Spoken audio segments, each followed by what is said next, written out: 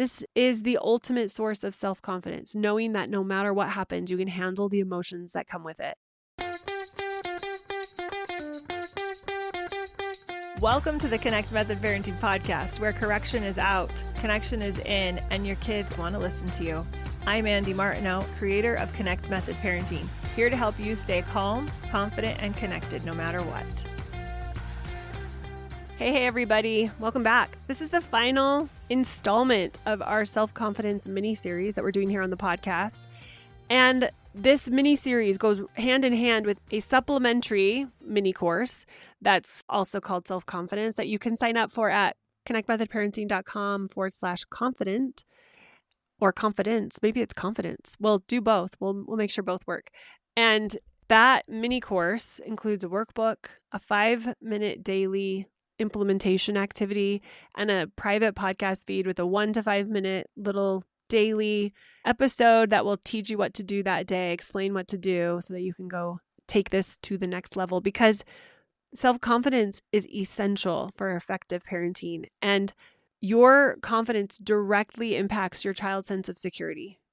So let's talk about how to practice self-confidence for real every single day, even when parenting feels hard and messy and imperfect. I'm going to give you some practical tools, some mindset shifts, and my favorite daily practices to help you build unstoppable confidence.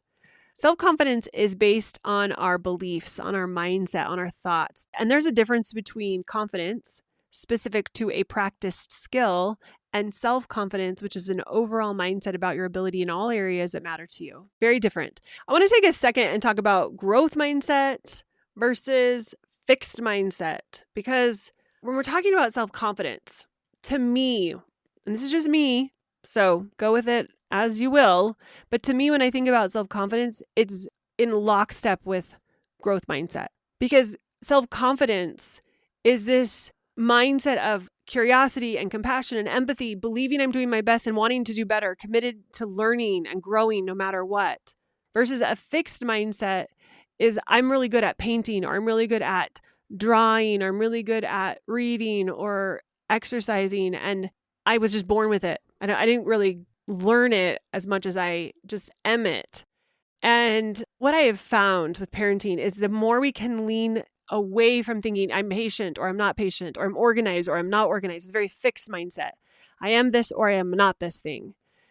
And instead open ourselves up into more of a self-confident concept of ourselves, where we have this overall mindset, this commitment to learning that is going to change your parenting. That is why we want to develop the capacity to have self-confidence.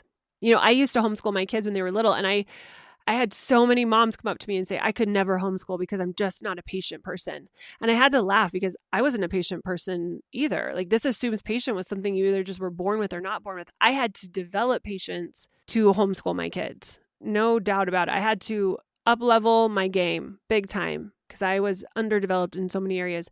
And so to think I can't do that thing because I don't have that quality, that's fixed mindset. And when we have a self-confident mindset, a growth mindset, I think they're synonymous.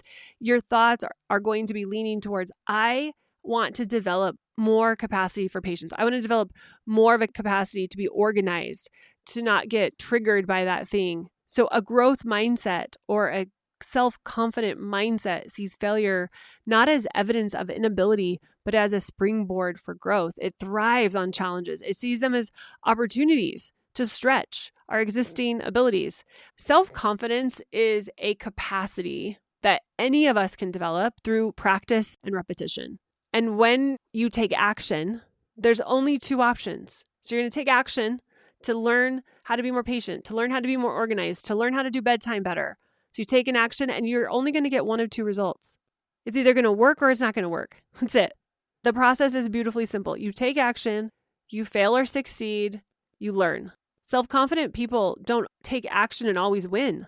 Like we talked about in the first episode in this series, there's so many successful people. I would say every highly successful person has failed epically. But there's this huge misconception that self-confident people, successful people always win. No, self-confident people don't take action and always win. Self-confident people take action and always learn. People think self-confidence comes from always winning, but it's actually the other way around. You need self-confidence before you can create success, not after. Hear that again. You need self-confidence before you create success, not after. So as a parent, if you want to create confidence around bedtime, around technology limits, around a teenager's attitude, you need self-confidence before you create the success, not after.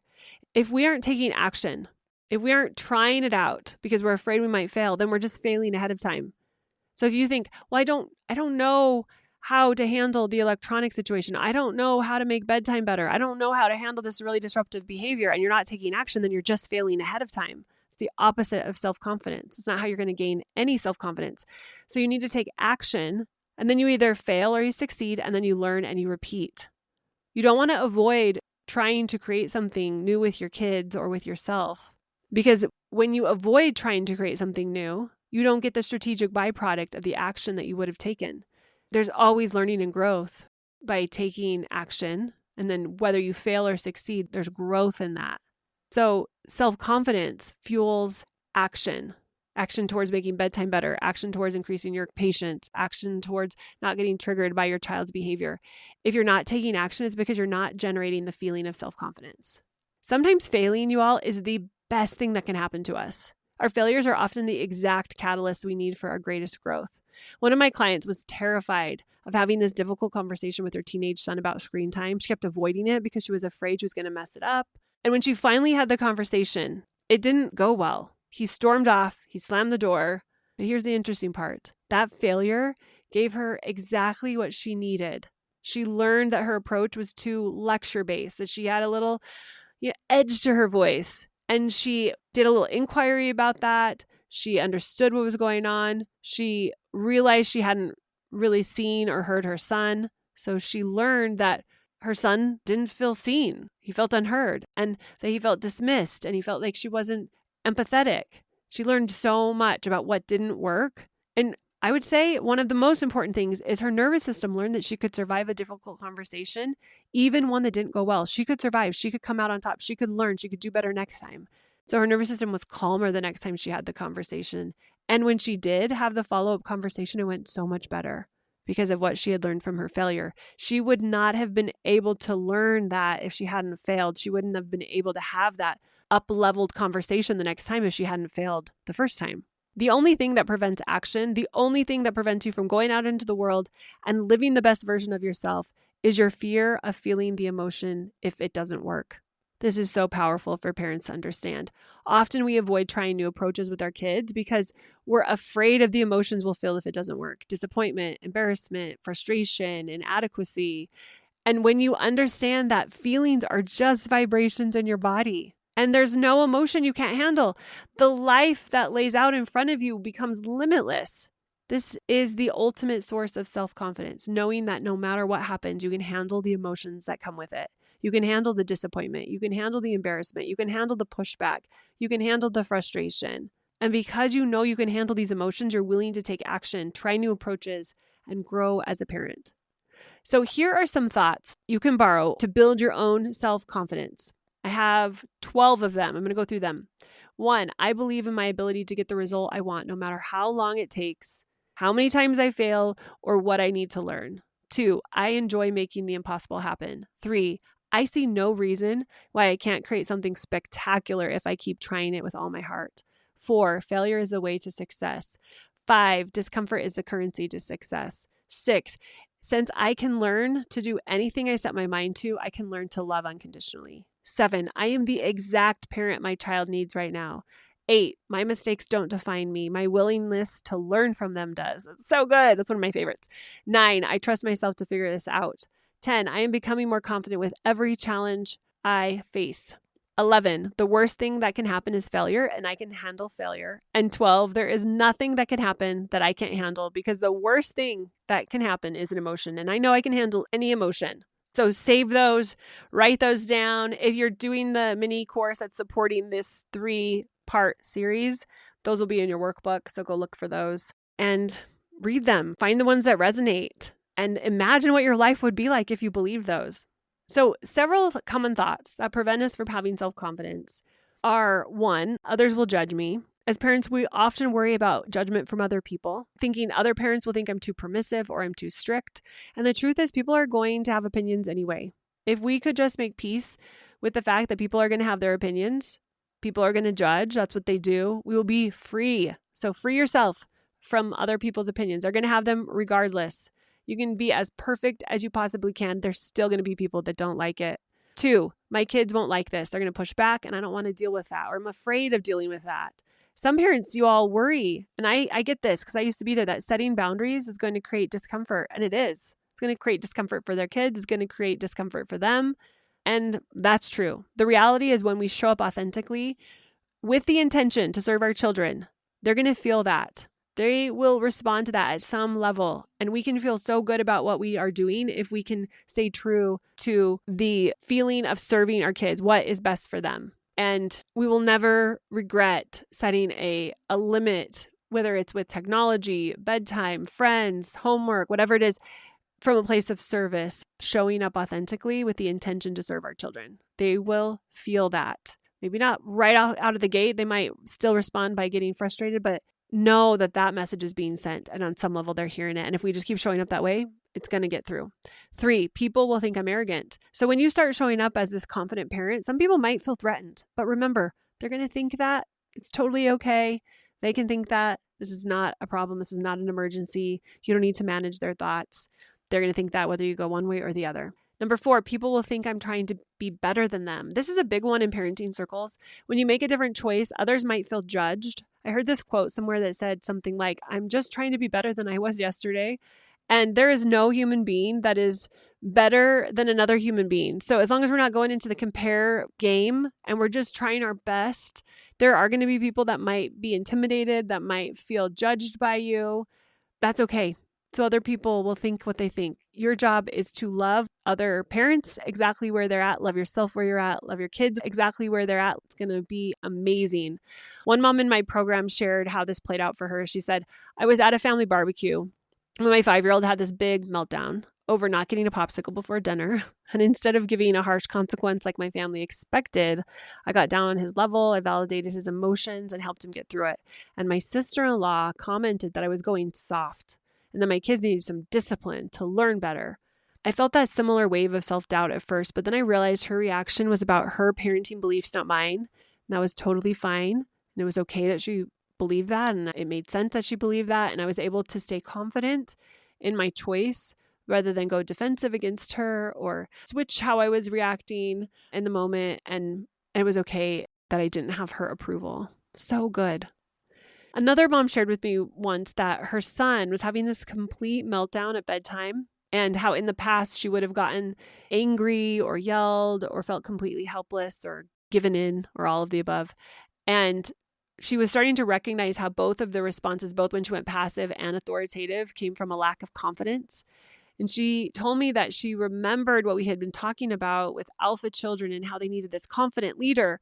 And she was able to take this deep breath and believe that she could handle this. This was just information, giving her feedback of what he needed and where he was right now. So she was able to get down on his level and make eye contact and come alongside and see him where he was at. In her mind, she was able to say, he has big emotions about bedtime. And instead of making him wrong about it, say, I see you have big feelings about bedtime. I'm here with you. We're going to figure this out together. And he was able to stay more calm. He was able to get out his tears and his fears and work through the emotions and not have it become such a fight. He was eventually able to say one of the things he was scared about was a shadow. So they fixed the shadow problem, but she knew it wasn't really about the shadow. It was about her creating safety and reigniting attachment instincts and not making him wrong for being scared. And then she said, I'm going to check on you every 3 minutes. So she went and checked on some other siblings and just kept coming back. And that was really helpful for him. And eventually he went to bed. First of all, she did amazing. So bravo. And the situation was resolved fairly quickly. She said, I was surprised at how the situation went from this tug of war we normally have, this battle, to something that felt much more doable. But she said what was even more amazing was how capable she felt, how calm she felt instead of panicked and inadequate. That feeling of I can handle this started to spread to who she was being in that moment. And she also said it started to spread to other parenting challenges too. So I love that story because it perfectly illustrates what I teach about self-confidence, what's true about self-confidence. She wasn't confident because she already knew how to handle the situation perfectly. She was confident because she knew how to handle whatever emotions came up, both for her and her son. She knew she was capable. She was confident. She was able to handle the emotions, the behavior. She could figure it out. She would know how to get the resources she needed if she couldn't figure out in the moment and move forward. So good. So, how do you actually build self confidence day by day? Here are some specific, actionable things you can try. I love doing a morning thought download every morning, writing down all of your thoughts about yourself as a parent, circling the ones that undermine your confidence, crossing them out, and noticing them as thoughts that you want to be aware of, but you don't want to indulge in. And then writing out intentionally some confidence building alternative thoughts next to them. That's one idea. Another one, you could choose a thought that really embodied confidence. I've shared some throughout this podcast, but select one, whether it's one of the ones I shared or make up your own, and write it out and read it. Keep it in your pocket, set a reminder on your phone, and look at it multiple times a day so that you can start to get a sense of how believable or not believable it is. And if it's not very believable, do what I call modifying it. So take it to a level that you actually can believe it. If it's, I am able to handle any emotion that comes my way, and you're thinking, oh, that's not true right now, you can modify it to say something like, I am learning to handle any emotion, or I'm becoming a mom who can handle any emotion, or it's only a matter of time till I can handle any emotion. So modify it. And if you've done the pivot, use the modifiers to help you modify your thought. 3, practice the blue sky perspective. So when you feel overwhelmed by a difficult emotion, remind yourself that this is just an emotion passing through me. I am the sky, not the clouds. These are the clouds. The emotions are the clouds passing through me, and it is not me. So I have frustration versus I am frustrated. 4, take one confident daily action. So just identify one parenting situation where you typically doubt yourself and see if you can approach it from a different place today. Approach it from the place of, I can handle this. Start really small. Maybe it's simply just trying to stay a little more regulated during the breakfast chaos, or responding with more confidence when your toddler says no instead of freaking out over the tantrum they might have or the fact that they're not listening to you. Can you come from a place of, I can handle this instead? And 5th idea is to create what I call a confidence journal, which means you spend 3 minutes before bed, super simple, write down at least one moment where you showed up more confident today, even if it was small, and also note what you learned from many moments you maybe struggled with if you felt like you didn't show up very confident. Now let's look at how to apply self-confidence to common parenting situations like public tantrums, for instance. This is a big one I get asked about all of the time. When you're not feeling confident, you might feel like everyone's judging me. I'm a terrible parent. I need to shut down this behavior immediately. But if you're in a confident mindset, you might think this is developmentally appropriate. I can handle this discomfort. My child needs my calm leadership right now. Maybe you take some breaths, you get down on your child's level, you make some eye contact and say maybe calmly to them, I see you. I know you're having big feelings. I'm here with you. Focus on your child, not on the onlookers that are looking at you from around town. Let's say it's homework. This is another big one. If your default is, why can't they just do their homework, which doesn't feel very confident inducing, or other parents don't have this problem, or I must be doing something wrong, it's going to lead to self-doubt and not feeling super confident. If we flipped it to, this struggle is providing information about what my child needs, and I can figure this out with patience and creativity, it's going to feel a lot better. So you could take some actions like create a consistent homework routine with breaks built in, come alongside them, maybe do the homework with them. Say, oh, math is challenging. I know it. Let's take a break, or can I help you? Let's get a snack and maybe reach out to the teacher and see if there's any more information or help that you can get there. Sibling conflicts. Ooh, this is a good one. So a lot of us have started with the mindset when we have siblings start to fight a lot is they fight constantly. Why can't they just get along? I'm raising future criminals. We're thinking this is terrible. But if we can flip it to conflict resolution is a skill they're developing. This is an opportunity to teach empathy and problem solving. We're going to start feeling so much better. And some actions you could take would be to stay neutral rather than picking sides, trying to create safety, acknowledge the kid's behavior. I can see you wanted the toy. I can see that you're really frustrated that he wanted to take your toy, and guide them through in a way that feels supportive and will serve them instead of imposing solutions or consequences. Okay, this is your last week's challenge in our mini self-confidence series that we've been doing on the podcast. And I want to give you these ideas to help you implement what you've learned. So I've created a simple 3-step action plan. 1, identify your confidence triggers. So what specific parenting situation makes you doubt yourself the most? I want you to write them down. You can even pause the episode right now and write them down if you can. 2, create confidence statements. So for each of those triggers, write down a confidence statement. So a statement that induces confidence. For example, when my child melts down in public, I can stay calm and focus on what they need. And then 3, practice daily. So just spend 5 minutes each day visualizing yourself handling one of these triggery situations with confidence. And I want you to imagine how you're going to stand, how you're going to speak, how you're going to breathe, how you're going to feel as you are showing up with the emotion of confidence in your body. Again, if you want to dive deeper into self-confidence, which I highly recommend, jump over to connectmethodparenting.com/confidence. And you're going to be able to sign up for a mini course that I created specifically to support the content that I'm sharing on the public podcast feed. It's a 14-day implementation plan where you get a workbook with a 5-minute daily action to do and a little tiny private podcast feed where you get a 1 to 5 minute episode every day for the 12 days to talk about the focus for the day and the action that you're taking that day. It's super, super fun. So go check that out. connectmethodparenting.com/confidence. So self-confidence, you all, is not some amazing talent that creates success. Self-confidence is your ability to know that you can handle any negative emotion and keep going. I want to leave you with these final thoughts. 1, you don't need to know all the answers to be a confident parent.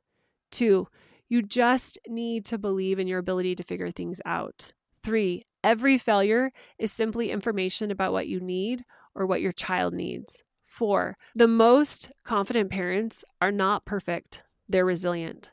And your child doesn't need perfection. They need your presence and your leadership. So thanks so much for joining me for this 3-part series on self-confidence and parenting. Remember, this journey, you all, is not a destination. So be so patient with yourself as you practice these skills. And congratulations, you did it. You made it through the 3-part self-confidence series that we did here on the podcast and the Connect Method Parenting public podcast. I hope you were feeling so empowered, energized, ready to see yourself as capable, as worthy, and exactly the parent they need. Remember, y'all, self-confidence isn't about never making mistakes. It's about trusting that you can handle whatever big emotions come up, whatever actions come up, you can handle it. If you enjoyed this series, if you've enjoyed this podcast and you haven't left a review, if you haven't subscribed, I would love it if you did that.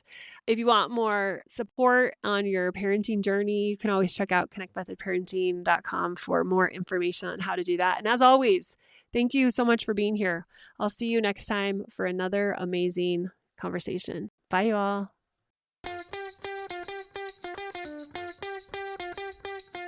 Thanks so much for listening, you all. If you are ready to learn more about Connect Method Parenting, if you've been listening to the podcast and you think, ooh, I'd love to be able to implement this in my life and with my parenting more, then check out Pivot. It's my 8-week program where we deep dive into learning and implementing Connect Method Parenting so that you can take this information and transform your parenting journey. Head over to connectmethodparenting.com to find out when the next group starts.